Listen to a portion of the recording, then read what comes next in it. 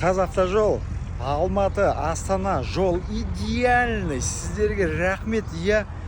Бірақ мына 200 километр бар ғой, Балқаштан келе жатырмыз, иә. Бір дәретхана жоқ.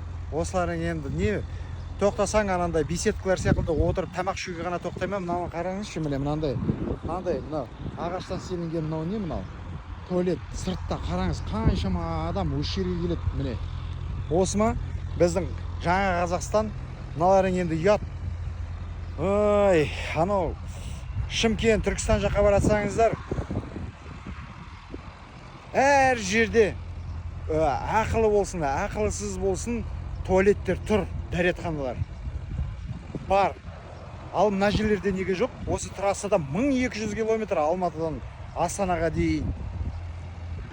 Біз жарайды үлкендер шыдармыз. Бала шағамыз бар қасымызда. Не деген масқара енді, мынандай фонда түсірейін ба мен видеоны? Бірдеме қылыңдар енді, мынандай болмайды ғой. Ұят мына туристер жүр мына жерде, қарап отырсам бар ғой.